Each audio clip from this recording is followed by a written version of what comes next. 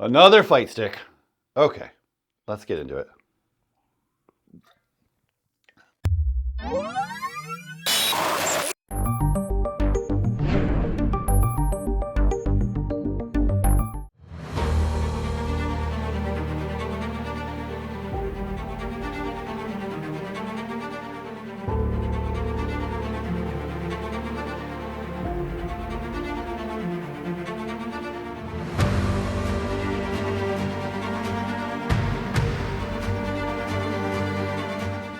Welcome back to the channel. Today we're going to be reviewing the A16 by DuelPad. We'll get into what's in this box, what we have with us. It is kind of an underdog compared to the other controllers I've seen on Reddit. So let's check it out and see if it stands up. Okay, everybody, let's see what's in this box. Let's open it up. We have obviously a USB-C. We have some little feet, I guess, so you could like kind of prop it up a little higher at an angle if you want to, and some little rubber 3M things to anti-slip, I guess you could say, so you can put them on the corners so you don't go anywhere, and a little switch and keycap puller. And obviously we got some artwork that came with it.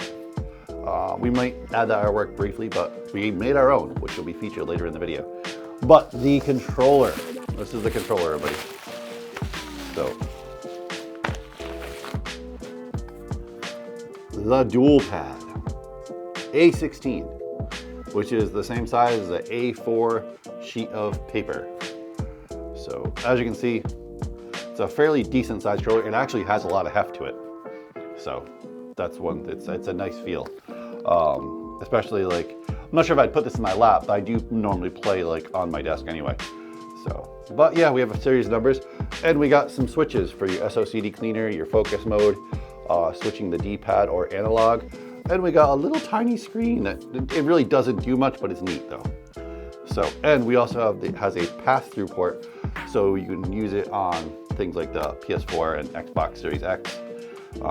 But yeah, all right, let's get into the functionality of this controller and see how well it stands up. I think so far I am pretty impressed with it's a really quality build, has a lot of heft to it. Links will be below.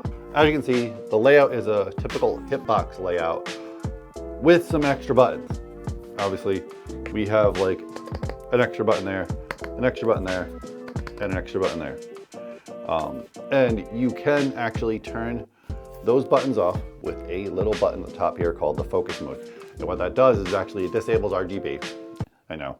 And then it also disables those buttons so you do not accidentally hit them while you're actually playing, which is actually really, really good. And the other functionality of the other switch is this next one here is the D-pad. So you can either choose it to be the left analog stick, right analog stick, or the D-pad for your directional buttons. Then the last one right here is your SOCD cleaner. And the reason why they have this is because different tournaments now are requiring different sets of rules for the SOCD cleaner. Now, some controllers you can manually do that by booting up by holding certain hotkeys. This one you can just do it by just switching a switch to left, right, or neutral depending on what is the rule set at your current tournament you are going to be playing at. So I find that that's really, really cool. The screen is neat. We'll be adding a screen to our next build that we're going to be doing. It actually doesn't do a whole lot. It shows you what keys are actually being pressed. It also shows you what SOCD cleaner mode you're on, what D mode, the D-pad function you're actually on. So yeah, it's neat. It's not needed, but it's aesthetically pleasing, I should say. And obviously on the back, if you really need it, there is a complete reset switch on the back if things you can reflash the software or whatnot, so you can use that. And the pass-through port, there is a thing called, I think it's called a Magicboot that you can buy off Amazon. I don't remember the name of the Xbox one, but the link will be below to get those accessories if you want to, if you get this controller. So you can get the pass-through so you're able to play it on your PS4 or your Xbox Series X. To play it on the PS5, you will need the Brook's dongle to allow you to do that. A lot of companies still don't have native access to those kind of things because PlayStation kind of locks it down. More controllers are coming out with PSI function, but they also have to get approval from Sony. And obviously, since a lot of tournaments are using PS4s and PCs, this is a pretty good option. Or for the price, it's a great entry controller if you want to get into hitboxes, because I can say a lot of people are changing over. I recently just made a controller for a guy who was using pads for years. I let him borrow a hitbox and he immediately wanted one built. Definitely, if you never played with a hitbox, check it out. Okay, so you know what I like to do? I like to tear things apart and see what makes them tick. So let's take this thing apart. Let's pull the switch off. Let's see how well it's built. So, and add some custom artwork. Okay.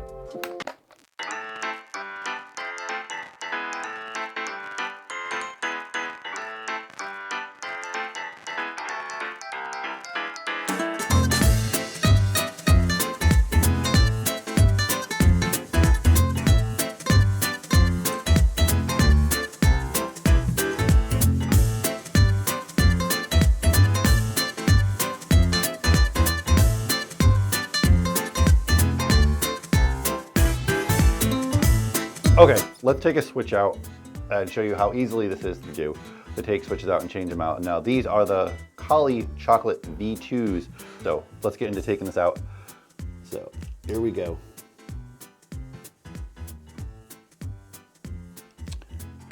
Okay, so now we have it out and you can see just a little tiny switch. These are actually really good. I like these low profile switches. We've used them in one build. I think it was the failed 3D printed controller, I think it was. I'm not sure, I'm pretty sure it was. These are good switches and they're really, really low and they have almost no travel. So, and as you can see, obviously it comes with a little tiny little keycap that's fairly decent, see-through, RGB, because you want to be able to see your RGB. As you can see, it's pretty much 4 pieces of acrylic all sandwiched together with a PCB, I'm pretty sure glued onto it, a white PCB. Really, really well built. I think it is definitely worth, if you pony up the 50 bucks to get this controller, I think it's well worth it. It has all the functionality of any of those other controllers that are out there. Some are over 100 bucks, and they do the exact same thing and are actually running the same software. And we're gonna get into the software and actually what you can do with the software in a minute, along with a web config menu, because it actually is running kind of a mini web server inside this thing. Our controllers that we built also do that as well, but we've never really shown it off because it really doesn't do a whole lot, but we're gonna show what you can do with this one. So the other cool thing about this controller is they actually did send some custom artwork you can add to it, which is actually really cool. I do like the aesthetic of this artwork, but of course I had to make my own, and they do offer the template on the website, so you can create your own, which is the same size as an A4 sheet of paper, which I found difficult because we live in the US and our standard sheet of paper is 8 by 11, which A4 is slightly bigger, not by much, but it gives trouble when trying to print. But yeah, anyway, I won't get into the minutia of that, but this is what I printed for this fight stick so anyway, we got the main aesthetic of it, so let's add it to the controller and see how it looks.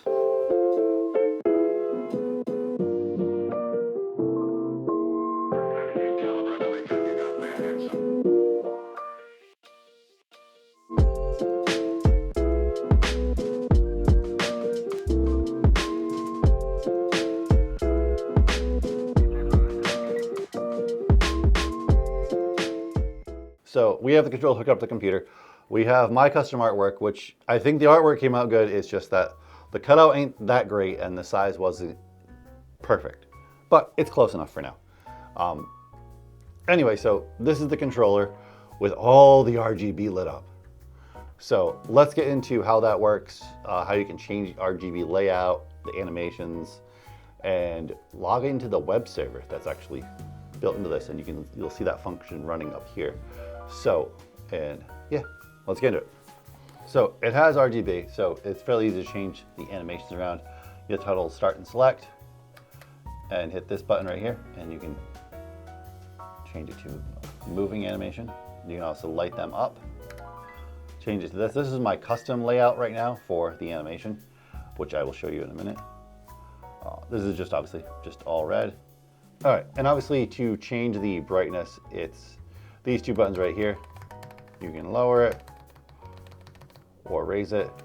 And obviously if you turn on focus mode right here, they're all gonna go off. But focus mode is not about RGB, it's about playing the game. This controller actually also has a web configure menu.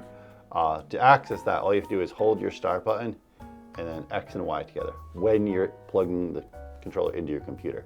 And then you go to the website that it's going to show you on this screen. Once you do that, holding start and X and Y, it'll bring you to the web configuration settings, and you will see this come up on the little screen, and then just follow the web address that's on the screen.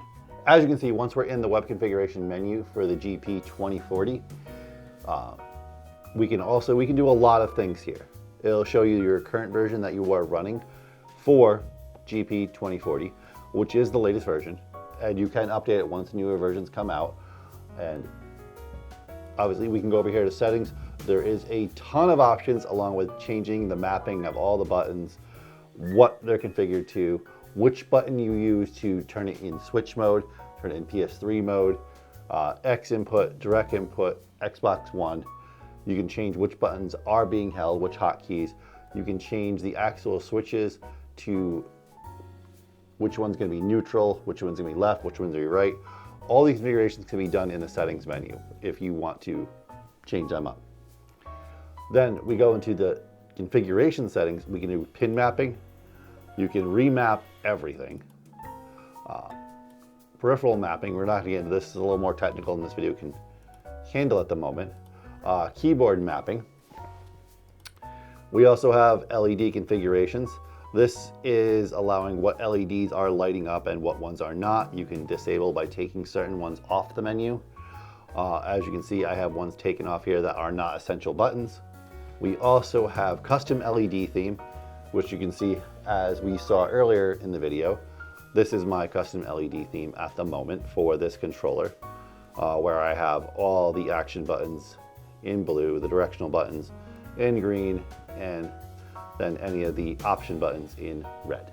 We have display configurations. You can actually go ahead and change the default little display when that little screen boots up, which is pretty neat. And there's a number of other functions. We are not going to get into this video. You can also set up macros if you want to, which is super useful. Obviously some tournaments might frown upon that, but yeah. And obviously data backup. So a lot of functionality you get out of the web configuration menu. You don't even actually have to go to this menu, but the option's there. That all being said, let's get into some functionality with this controller with Tekken 8. This is the current fighting game I am playing at the moment. Let's get into playing some Tekken. So everybody knows, so they're wondering. So right now I have the SOCD cleaner set to, whether you're hitting up or down, it goes to neutral. And obviously I have this for the D-pad, no directional like that, not left or right, just straight. The D-pad is what the up, down, left, right is doing. And so right now we have RGB on. So let's switch that, because there's certain buttons we don't want to be hitting. Like we don't want to be hitting like this button right here when we're trying to play the game and hit up and we're hitting R3.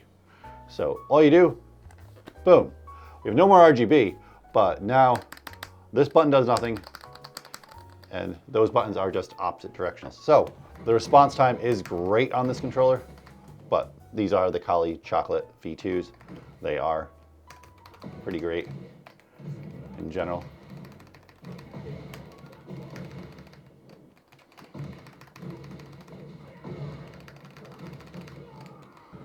Just in general, the response time is amazing on the controller.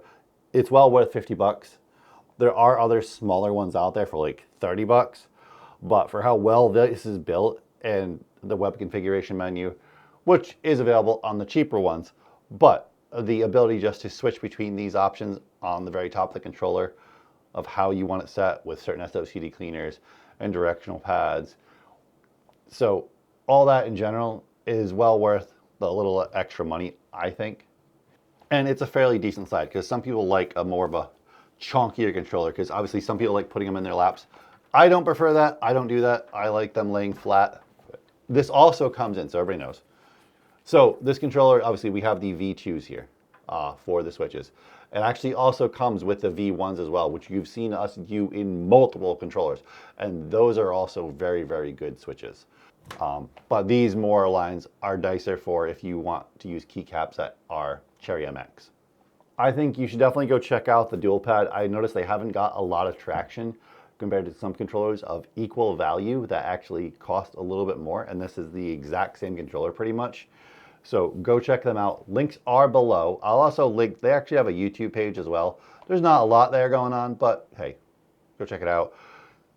And everything is available in the links below. The pass-through little ports you can get for your PS4 or your Xbox Series X. I'll also add the link to the PS5 dongle from Brooks if you're looking to get that as well. So go check this controller out. Let them know Tech Prime Media sent you. But for now, let's play some Tekken 8 against a real opponent.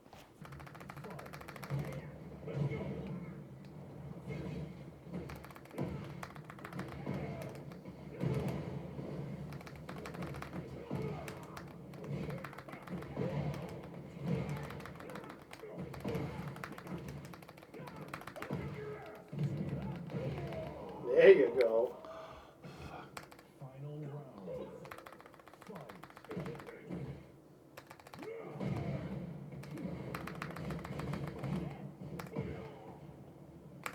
Oh, he didn't fall for it.